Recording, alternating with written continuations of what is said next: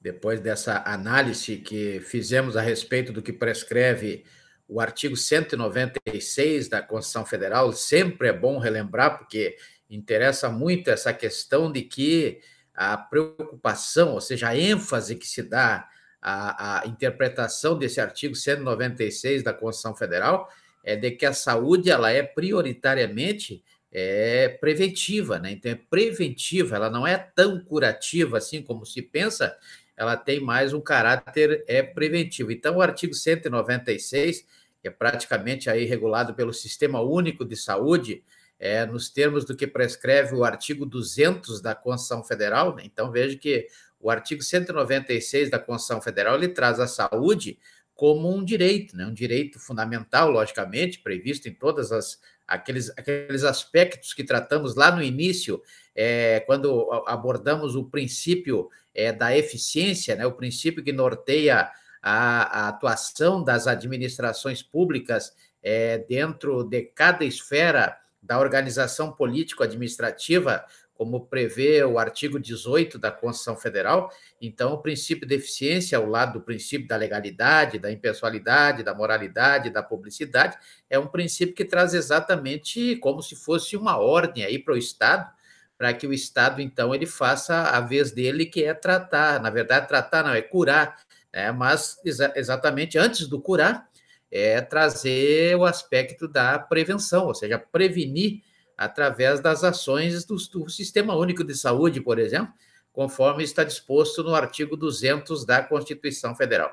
E esse sistema do Revalida, né, o Revalida regulamentado pela Lei 13.959, uma vez que médico, a profissão de médico é extremamente deficiente no Brasil, nós temos uma deficiência muito grande, principalmente nos recantos aí dos interiores do Brasil.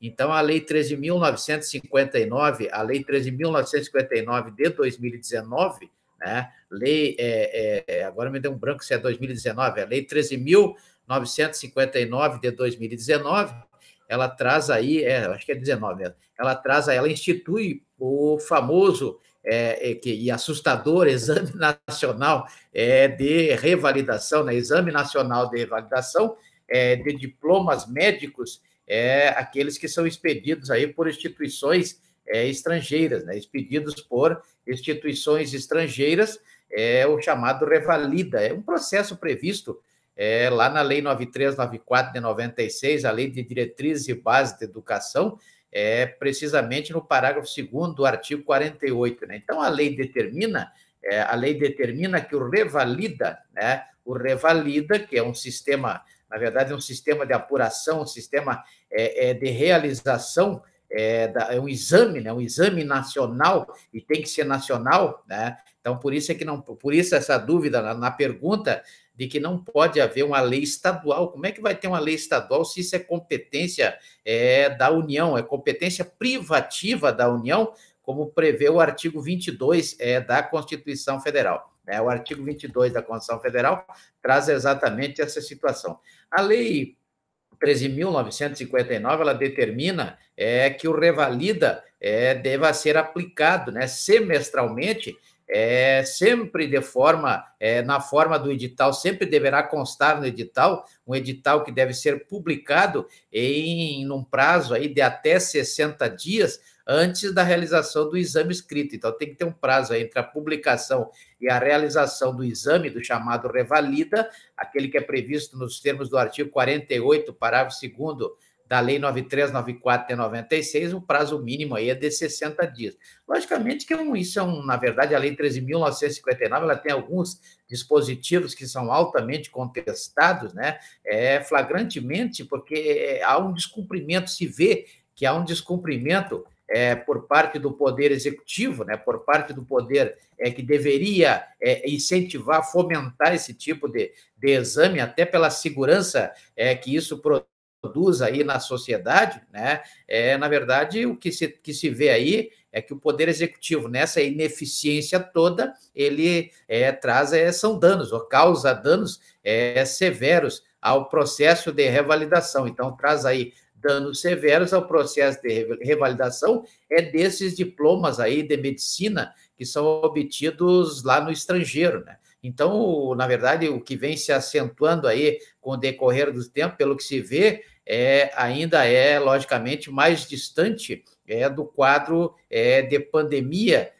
Logicamente, se verifica mais agora em função desse quadro de pandemia que vivemos desde o decreto legislativo número 6 de 2020, e depois aí como uma preocupação prioritária do Estado, no sentido genérico, observada aí a organização político-administrativa do artigo 18 da Constituição Federal.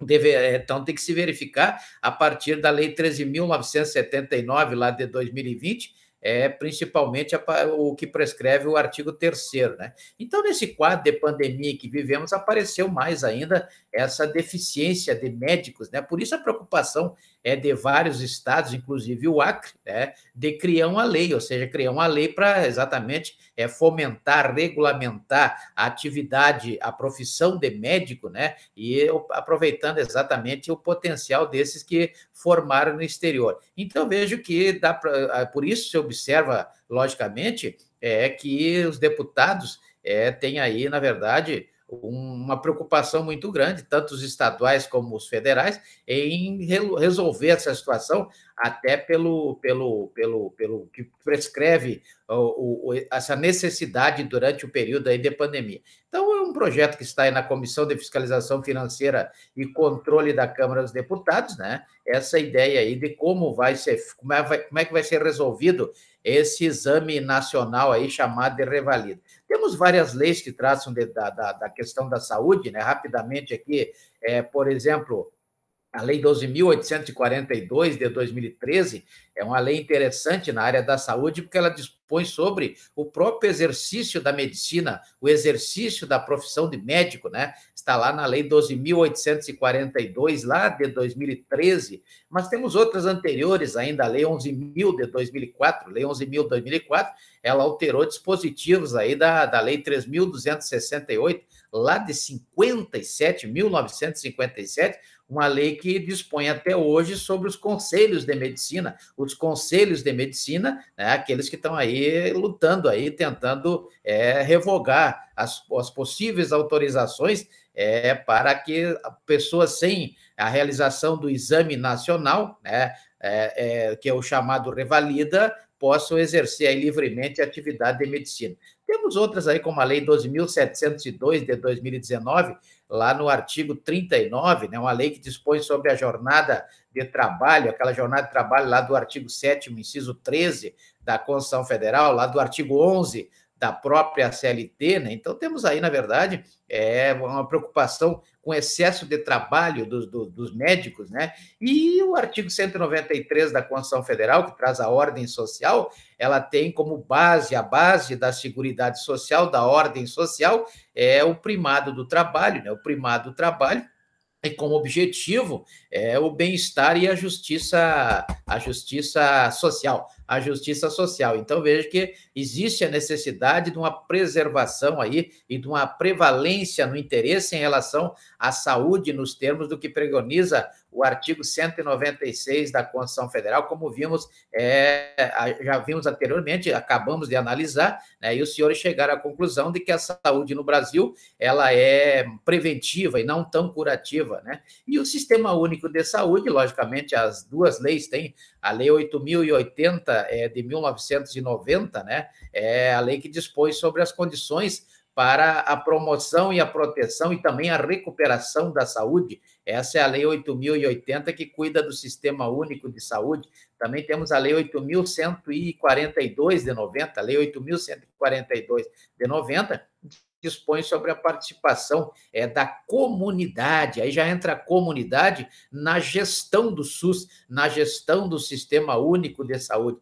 Lei 8.134 de 90, né? E várias outras leis que eu poderia citar aqui, a Lei 6.839 de 1980, uma lei que dispõe sobre o registro de empresas nas entidades fiscalizadoras do exercício das profissões, inclusive a do médico, né? Incluídas a profissão do médico, a Lei 13.445 de 2017, a lei que define a situação jurídica dos estrangeiros no Brasil, os médicos que vêm do exterior, né? A Lei 6.100